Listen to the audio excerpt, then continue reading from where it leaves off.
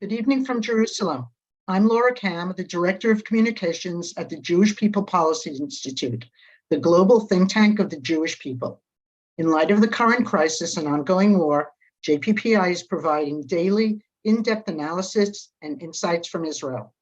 Yaakov Katz, former editor-in-chief of the Jerusalem Post and author of numerous books on military strategy and geopolitics, will open and moderate today's discussion. Also joining us live are three JPPI senior fellows: Shmuel Rosner, our expert researcher, poster, and political analyst; Gil Troy, historian, author, and prominent Zionist thinker; and Rachel Fish, the co-founder of Boundless, an American organization working to revitalize Israel education and combat anti-Semitism. For our viewers, please ask your questions in the chat box. Yaakov, over to you. Thank you, Laura, and thanks everyone for joining us. There's a lot to talk about, and I'm glad, Rachel, great to have you with us today on our panel from the US. So we want to try to do a deeper dive today on what's happening between Israel, diaspora sentiments, feelings among American Jews, and JPPI did come out with a poll that Shmuel will share with us some of those results, excuse me, and we'll dive a bit deep into that. But following with our more recent custom, what I did today was had the opportunity to have a short Zoom interview with Gideon Sa'ar. For those of our listeners and viewers, Gideon Sa'ar is the #2 member on the National Union list, the party of Benny Gantz. They have recently joined into the emergency government. Gideon Sa'ar, to his credit, was one of the first people, fierce critic, former Likud member, fierce critic of Netanyahu, who decided when the war erupted October 7th, pretty quickly afterwards, decided to call for a emergency government. So spoke to him, short interview. I'm not sure you'll notice it got a little glitchy at some point, so please bear with us. But he was able to speak through. The internet problem was on his side. But more of what his content was, I think, is extremely important as we move ahead, and we'll talk about that afterwards. So let me just play this for you, an interview just from a couple hours ago with Minister Gideon Sa'ar. We're joined now by Minister Gideon Sa'ar, member of Israel's Security Cabinet since the formation of this new emergency government, since the war broke out on October 7th. Minister Sa'ar, thank you very much for joining us. You're part of the Security Cabinet. Thank you for inviting. Yes, thank you. You joined and were part of the formation of the emergency government. A lot of people are wondering about the objectives of this war and what Israel is hoping to achieve and whether it's even really achievable. So I'm curious your thoughts on that. First of all, I will, of course, elaborate, but I think it's achievable. I will speak about 2 or 3 main points. One is destroying military capabilities of Hamas and Jihadi Islam in Gaza Strip, in order that they will not be able to be a threat anymore to the citizens of Israel, and mainly to the citizens in the south near our border, and to destroy also Hamas as a governing power in Gaza. I think it is crucially important that the lesson will be for all our neighbors that whenever someone is doing like the Hamas did in October 7th, its end as a governor in the territory when he is controlling. We are speaking about not only a terror organization, we are speaking about actually a state terror, and they control the territory fully, are also responsible for all other things in the life of the citizens in Gaza. Number three, it is very important to change reality near our borders.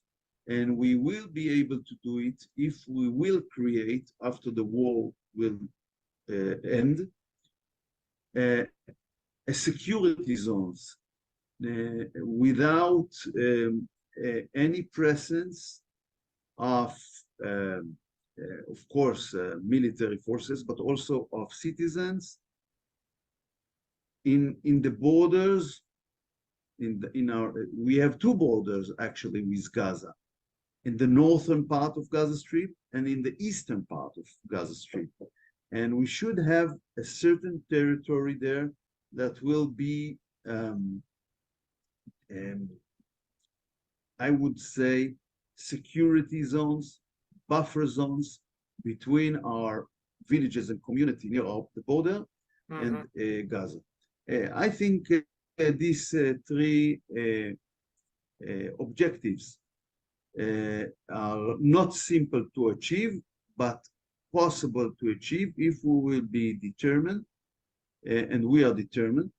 It will take time. It will take patience, but we don't have any other choice in order to fulfill our commitment for our citizens.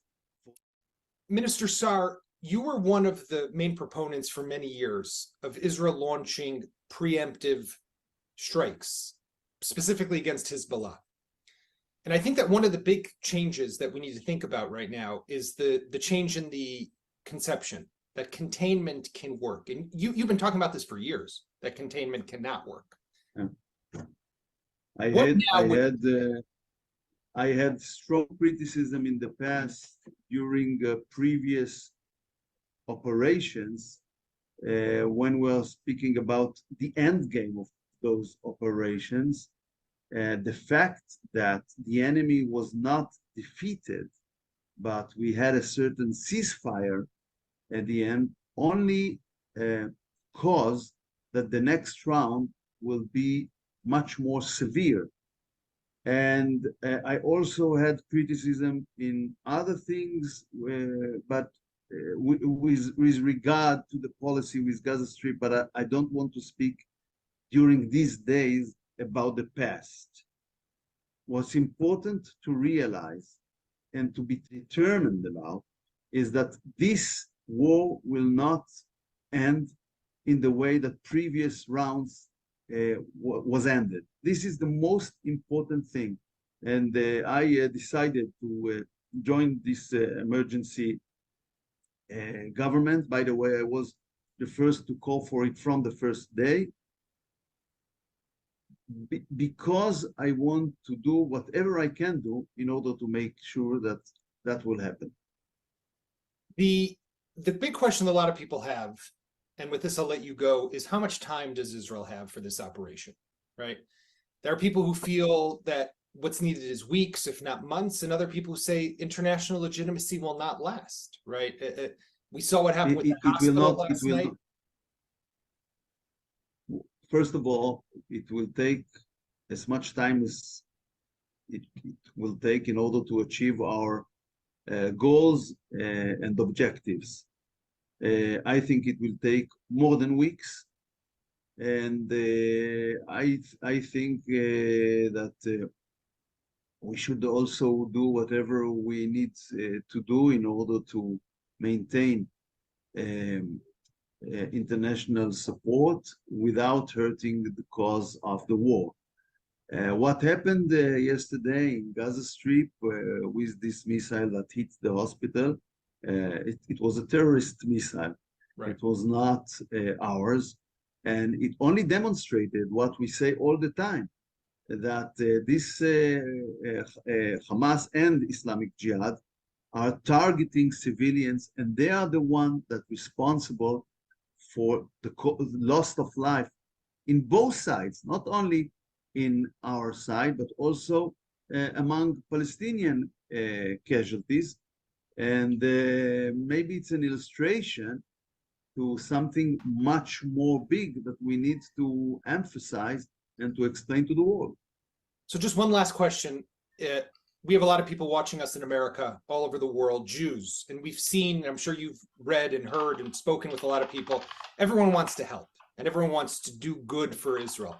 What do you tell people? What can they do that can make a difference right now? What's most important from your perspective? A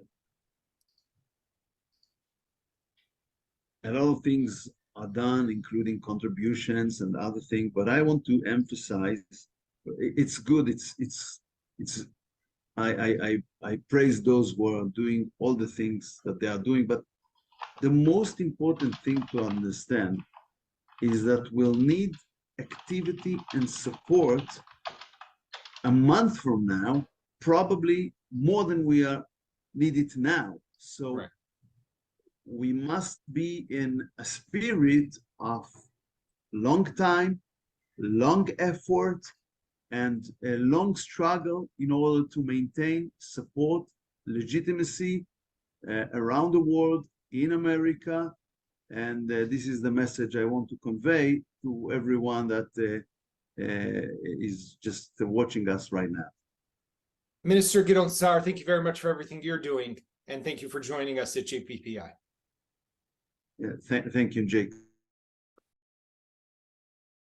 So that was Gideon Sa'ar. I warned you of the bit of the glitch with the with his internet connection, but I want to start with you. We'll talk a bit about the Biden visit in a moment and the future of where this conflict is going, because there's a lot to interpret from the remarks that he made, and again, a very powerful speech just now in Tel Aviv. And as we're speaking, he seems to be probably on his way leaving the country. But Shmuel, I do want to start with you. You have the results from that poll that JPPI did about some sentiments of what's happening in U.S. Jewish communities. Then Rachel, Gil, then I'll go to you and have you guys weigh in on how you're looking at things. So please, Shmuel. Right. So it's a poll conducted by JPPI, by the Jewish People Policy Institute. We have a panel of Jews. We focused on US Jews this time. We polled 600 people. It's not a representative poll of the whole community, but on several points we have answers across the board from people from with different affiliations or people who come from different backgrounds. And we feel confident enough to say that this is something that is shared among all or at least most of the American Jewish community. So let me start by saying that American Jews are watching the situation closely.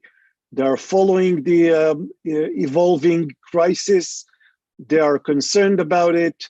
They do not see it as a marginal event. They are watching it closely, and their emotional reaction is one of two things, and we found interesting differences between more liberal Jews and more conservative Jews. The liberal Jews tend to be more in a state of anxiety, and those who tend to be more conservative emphasize their anger.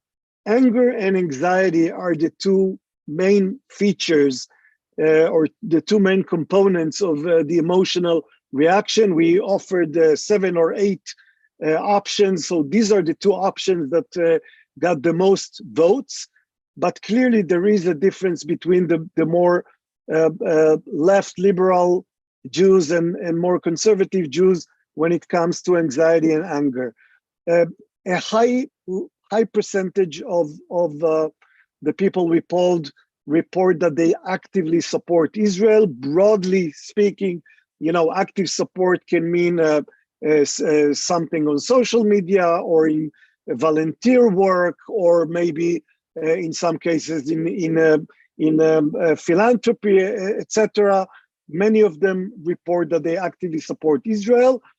Very important feature, and again, across the board with unaffiliated Jews reporting it to a lesser extent, is a sense of insecurity because of the war. Many of the people we polled say that they feel less secure, that there is a diminishing sense of security for them since the beginning of the war in the Middle East. Again, about half of the unaffiliated Jews report such sense of insecurity. Among affiliated Jews, the level is much higher. And last but not least, component that I'll share with you is that a vast majority of American Jews agree that Israel, by and large, is as moral or more moral than most other countries when it comes to conducting war, especially today when we have this controversy over the incident at the hospital in Gaza, and there are questions raised about the cost in human life and human dignity when this war is conducted. It is important to understand that American Jews, at least for American Jews, it is clear that Israel attempts to fight its wars in a moral way as much as it can. I'll stop with that. So, Rachel, one of the things that Shmuel talked about and was pulled in the sample, of what sentiments are of American Jews, and you're sitting there in the U.S., so you can really give us maybe a strong feeling, and you're in touch with a lot of these organizations as well. We're seeing horrific images coming out here, at least, of some of these protests and people, off with their heads. I think I saw in one Toronto protest, people talking about how this Cornell professor, exhilarated by what he saw on October 7th. People who, what's going on at Harvard, what's going on at NYU, what's going on at Penn, all these other colleges, obviously. Give us your kind of what you're feeling. What is that general? Is the anxiety as high as it seems? Is it a little not as, is it more subtle? Thank you so much, Yaakov. Thank you for having me today. I think that what we are seeing here in the US, particularly on college campuses, is a moment in time in which the anti-Semitism is no longer under the surface, but is blatant. And I think that on many of these elite institutions, there had been an academic veneer and a guise of political correctness that has now been completely removed. I think the challenge, and I'd be interested, Shmuel, to know if you had a chance with JPPI's survey to look at younger Jews. I think that there is greater anxiety among younger Jews than the older generation of Jews. And partly because of the realities on campus, and partly because now it is confronting them, whether it's in the campus quad, whether it's with roommates, or even some faculty. And for many young Jews, they didn't have to directly speak about Israel. They didn't have to necessarily know anything about conflict between Israelis and Palestinians, and now it is front and center. I think the other element to understand is that these organizations, like Students for Justice in Palestine, who hold a day of resistance and encourage pro-Hamas positions, and I want to be very clear, they are encouraging pro-Hamas positions. They are lauding the successes of Hamas. They are talking about the creative and innovative actions of Hamas. They are not sitting there at all asking who is taking care of the innocent Palestinians. They do not want to know the answer to that. They are not demanding that other Arab countries come to protect those innocent Palestinians, but rather they are only focused on how do you strike fear in the heart of Jews and Zionists, not only there, but here as well. And they use the language of resistance. They use the language of liberation, and they do not at all pretend that they are saying anything other than the decimation of the Jewish state. Rachel, one other question though, this clear rise in anti-Semitism, right? I'm sure the ADL is out there marking everything and, going to show us later how the October 2023 is the worst month for how long in terms of anti-Semitic attacks or assaults or abuse or whatever it might be, and definitely language. But do you feel like a real sense of insecurity at the moment? Personally, I do not. Personally, collectively, communally, however you want to look at it. I'll say it this way. I was in New York City yesterday and I presented at a major shul on the Upper East Side. And Brett Stevens was the colleague on the stage. And he said very clearly, at times it feels more dangerous here than in the streets of Israel.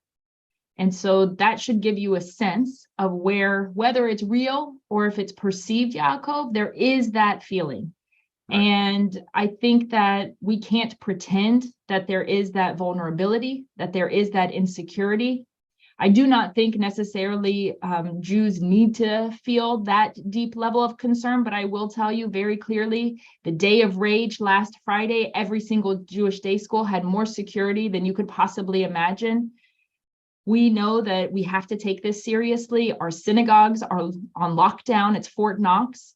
And there's real reason, because when the terror strikes in Israel, unfortunately, the reality is it doesn't only impact Israel, it impacts Jews worldwide. Right.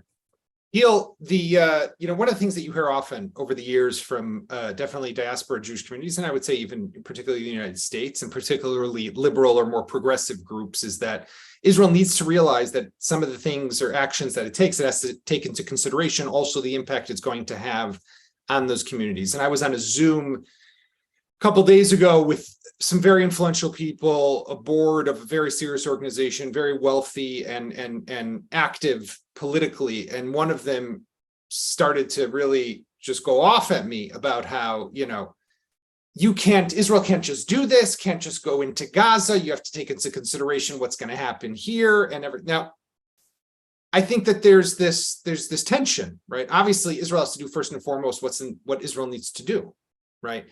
People have to understand that, no? Absolutely. I think that's what I would call October 6th thinking. Since October 7th, for some of us, it was clear before that, but since October 7th, it is very clear. You want to talk about morality in war? The primary moral imperative of every country is to protect its citizens.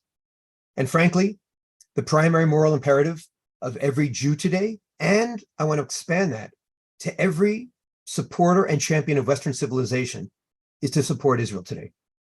And Israel is going to have to do what it has to do. And there was once upon a time, people like me would go to the United States and say, look, we're really not so bad. We're the most moral army in the world. We're so lovely, like us. I'm over with that Sally Fields, they like me approach. I think our partners, our brothers and sisters in the United States of America, and I'm very clearly talking about Jews and non-Jews alike, have to see what we do and then try to make it as palatable as possible. That's number one. But number two, I'm very dismayed that this conversation is about the Jews. This is not a conversation about the Jews.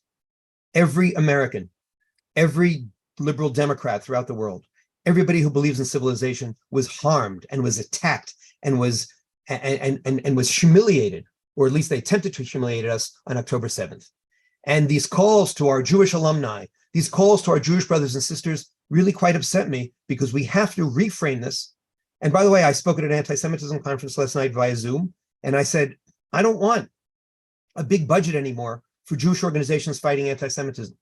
I want that to be a big budget item for non-Jewish organizations, because anti-Semitism is a disease that hits most non-Jews, or some non-Jews, but mostly non-Jews. And I think we have to kind of change the conversation right now. Similarly, I'm dismayed to hear about all the anxiety. Anxiety is an emotion of paralysis. And I think there has to be a moment for action. Well, Elie Wiesel used to say that there are some moments in life where anger is the logical reaction. And I don't want the American Jewish community to go right. I'm not saying liberals have to become conservative, but actually I think that liberals have to tap into their anger, have to tap into their idealism, have to tap into their self-righteousness in the best sort of way, in the self-indication, and say, this is unacceptable and we're our allies, and call out the silenced majority to join us. So Shmuel, I want to talk about Biden for a moment, or as one of my kids started to call him here in Israel, Saba Joe. As you know, I spend the whole day talking about Biden on Israeli TV. So now you'll do a little in English. Okay. Exactly. Yeah. I mean, look, another, again, remarkable just act, the symbolism coming to Israel, just walking down those stairs from Air Force One, the embrace of Netanyahu and Herzog, this act of solidarity, the speech again that he gave at I think it was with the Kempinski Hotel in Tel Aviv, really strong. But it also seems that he's laying out a path towards how this might end one day. So what is your breakdown of the importance and significance of this visit? And what should we expect to happen now in the days to come? For example, everyone's been waiting with great anticipation for the ground offensive. Should we expect, midnight tonight, tomorrow? That's what's next? So let me start by the most obvious thing. Joe Biden came to Israel this morning and with one swoop basically killed the false story about Israel bombing a hospital in Gaza.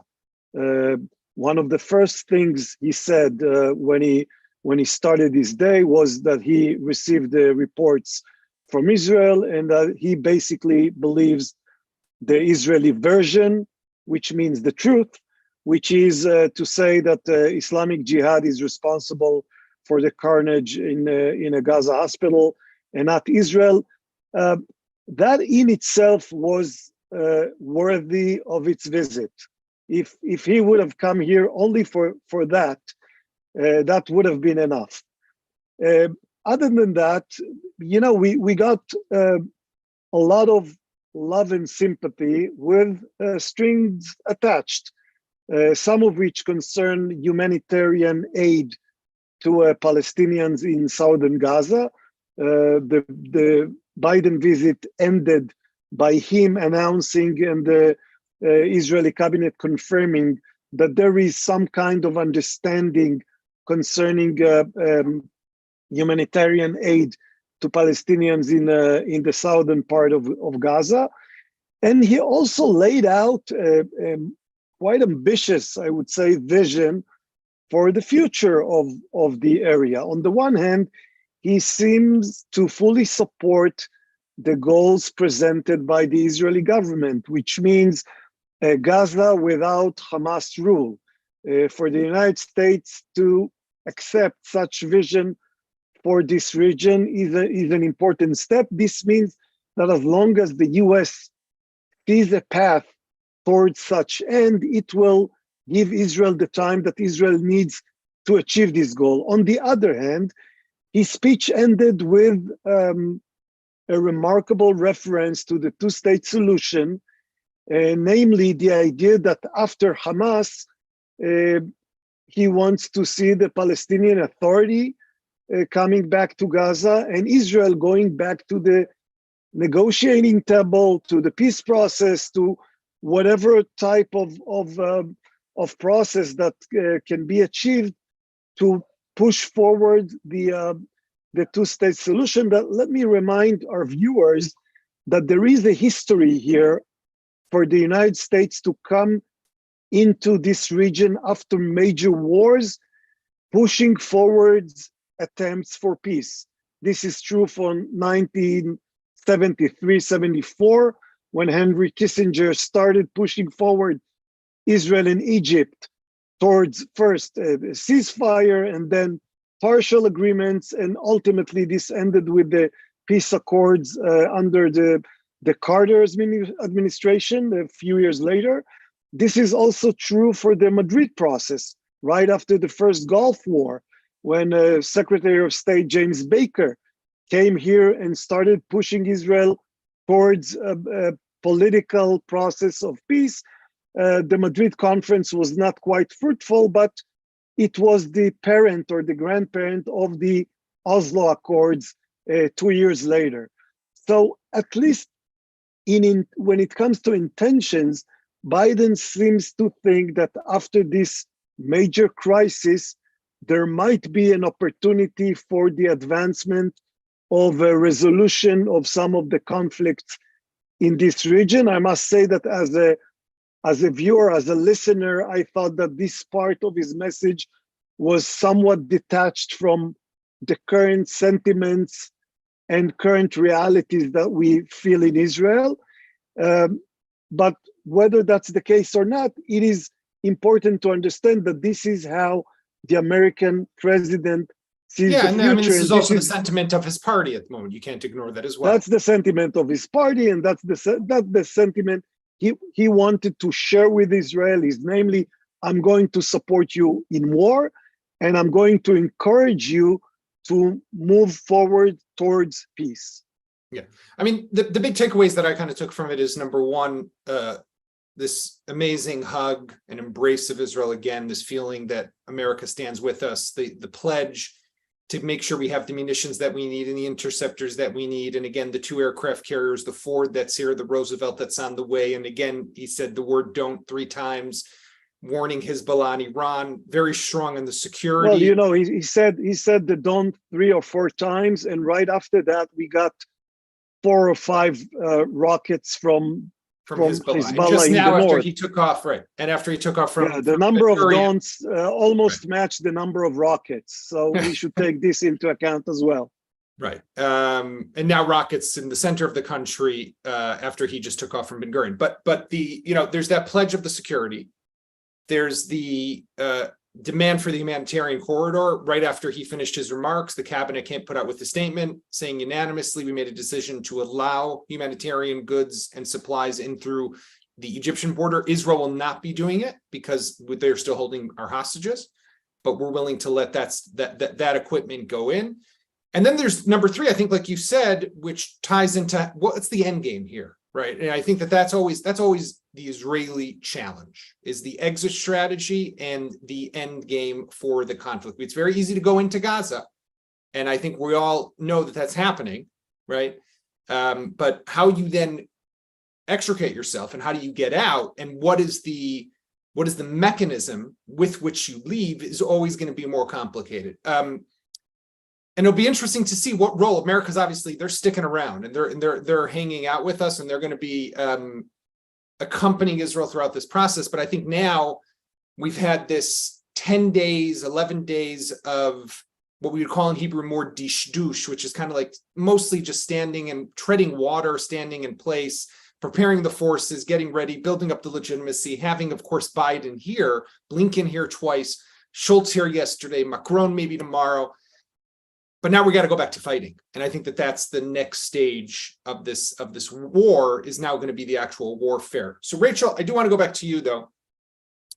I'm not expecting you to tell me about how the operation is going to go down in the Gaza Strip, but as an American Jew and someone based in America, you see the Biden visit, right? And you know, Israel obviously plays a very important role in your personal life, but I think in a lot of, you know, we see in the polls how important it is for American Jews, and how much concern and anxiety there is for American Jews. How has it looked at this really remarkable position that Biden is taking, right?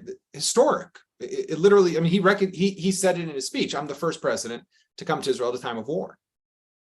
Well, I think it's not just American Jews, to your point, Gil. Americans right now, at a very high percentage, I think it's above 77% right now, completely support the United States supporting Israel.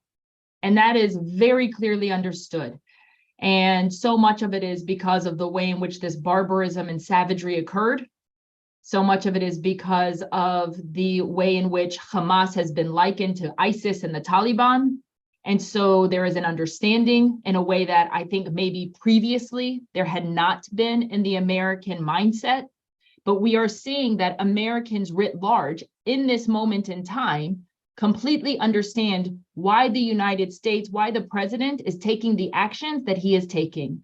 I will say the issue that we saw yesterday, which is not new, meaning, and something happens, the press doesn't verify it, major newspapers then publish a particular angle that smears and slams Israel unverified. That does do long-term damage that is very hard to fix. And we know this from other moments that Israel has been in these moments of conflict, because once the narrative is out there, it's very hard to retract, and it's very hard to change the perception among the larger public. So that is a challenge. And I don't think it's something any of us can solve for necessarily. We all know there's a real lack of journalistic integrity to begin with, let alone the way in which those journalists want to have Israel positioned as the aggressor, as the entity that is always harming the supposed underdog. So it is an issue, and we have to recognize that. And it was very important that the United States president made a statement on that. Right. But it doesn't alter that there are some who will not hear the retraction. 100%. And, they'll take whatever Hamas says without checking anything and publish it across the front of the New York Times or, BBC, whatever it might be. But if Israel says something, it's Israel claims, or this is Israel saying, but we haven't been able to verify it. And actually, in an interview I did this morning on CNN, the anchor asked me, but, doesn't Israel get that this always happens time after time? Like, yes, you get attacked, you go to conflict, but then something happens and then the world turns against you. So I said to him, but maybe you need to ask yourself why you're always turning against us, right? Maybe the question actually needs to be flipped. Yeah, and can I just say one thing, Yaakov, that I think is important, that I think Gil and both Shmuel and Gil can pick up on? I think, Gil, that one of the reasons you see this high level of anxiety, and Shmuel, coming particularly from more liberal Jews, is because this is also not just about Israel. This is their worldview now, is completely disoriented. Their worldview is one in which they did not at all imagine that this is possible. And they had this sense, maybe it's this false sense, but it's a sense that this was the image, and it wasn't at all unreasonable to think that Hamas could be in a 2-state, 3-state, whatever you could imagine, that you could have some kind of Palestinian leadership that ultimately sought long-term sustainable peace. And now, not only do you not see that as a realistic possibility, but you see that on campus, those who have been promoting these liberal progressive values actually cannot in any shape or form denounce the atrocities without having this justification and rationalization. And that is disorienting to many liberal Jews who feel that that is their own ideological home. And so that has really confounded the situation for many of those individuals. And Gil, to wrap us up, just playing off of what Rachel just said, it's almost as if Israel needs to tell a new story, right? Because the story of where our hand is always outstretched in peace, and we do want a 2-state solution, and we do want to find this way to peacefully live with everybody. Of course we do, right? I think that's at the base and the foundation. But ultimately, this whole vision of utopian vision of sorts among these groups has been shattered, but it's also been shattered for a group, a sector within Israel. What is this new story that we have to tell? It's a great question. By the way, Rachel, welcome aboard. We're happy to have you at JPPI. Look, I think this is the educational challenge of the moment and the ideological challenge of the moment. And it's interesting, Joe Biden said something really thoughtful and thought-provoking, but a little ambiguous, when he said to Israelis, he said, I understand your rage, but don't be consumed by it. And after 9/11, he said it was justified that we had rage, but we also made some mistakes. And then being president of the United States, it wasn't appropriate for him to go into those mistakes.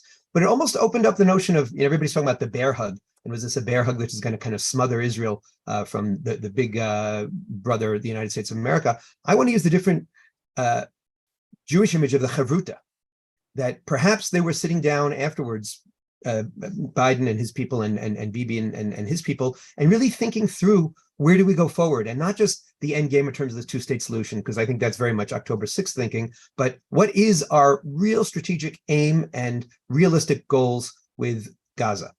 And so I think that's the conversation that has to be happening among policymakers. But I think among educators, I think among activists, and I think in think tanks like the JPPI, we really have to be saying, okay, we had the we're perfect, the kibbutz romantic Zionism. We had the startup nation, we're going to be this little villa in the jungle.